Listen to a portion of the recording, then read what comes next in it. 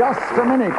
We pick up the story as our heroes journey ever deeper into the land of verbal madness, where chaos reigns. Richard, it's your turn to begin. Ironing out the creases at Edgbaston. There's a good subject for a Midland team. Will you talk on it, starting now?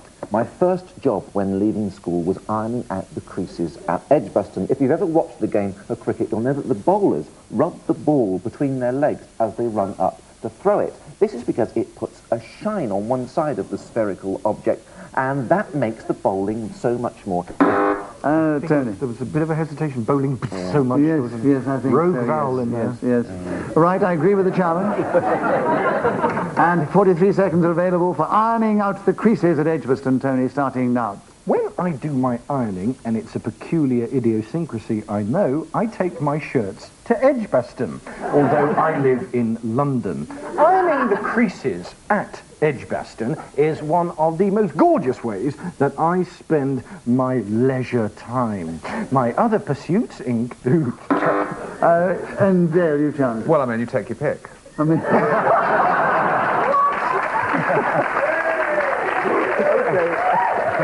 Okay. Well, I mean, I would have to say that it was a stumble. There was a hesitation just now, but actually I would have taken offence at the early one. There was something at Edgbaston, which is ironing out in Well, never mind. I quite agree. Right, Dale, you've got in there. 24 seconds on ironing out the creases at Edgbaston, starting now. I've always liked watching cricket at Edgbaston as you look across the green lawns and the bowlers and the batsmen and the wicket keepers and their stumps. A joy to behold. Watching the game...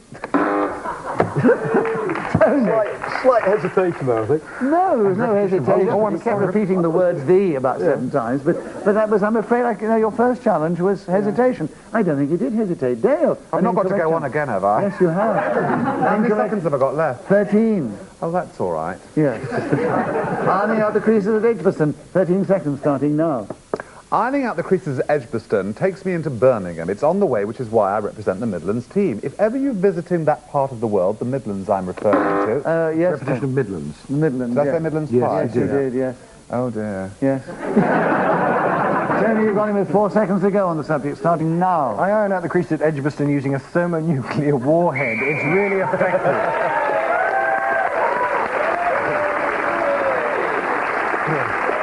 So Tony Thackeray was then speaking as the whistle when gaining an extra point for doing so. He's now taken the lead. He's one ahead of Richard Branch. Dale Winton, it's your turn to begin. Oh. Nuneaton. Will you talk on it for 60 seconds if you can, starting now.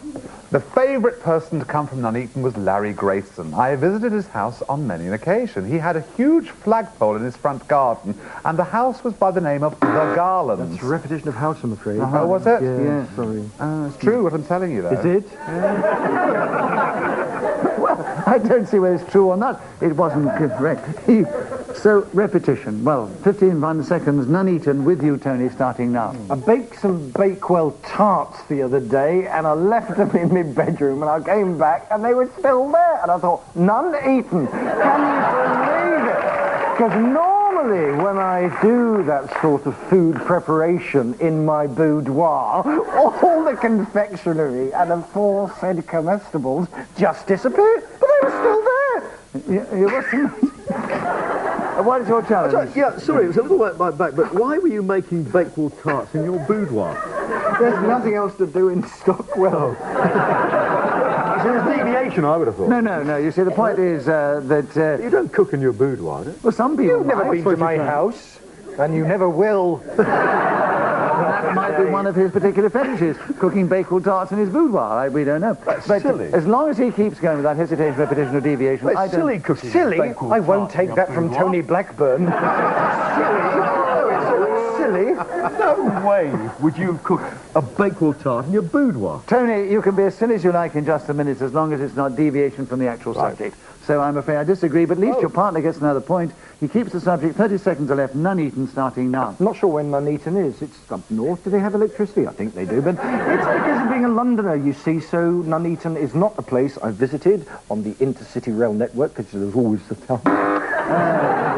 Yes. What need I say any more? Well, I think...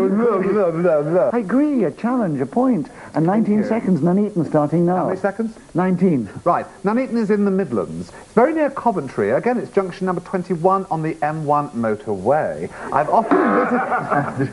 Yes. Repetition of 1. M1. 21. 21. Oh, do you know he's right? Back with you, Tony. Nuneaton, starting now. Hesitation. Yeah. Back with you, Dale. Sorry, I'm being very heavy on Nuneaton, your- 9 seconds, starting now. If you travel... Richard. That was hesitation. 8 seconds with you, Richard, starting now. Yes. Deviation. Why, he didn't start? No, I just knew he was going to say something deviant. I'm sorry, you interrupted him. He hadn't even started. Only half a second. Another point to you, Richard. 7.5 seconds. Nuneaton, starting now. Nuneaton is the place where I first kissed a girl. Her name was Julie, and we were lying in a hayloft just in the centre of town. She came up to me and said, please, please. There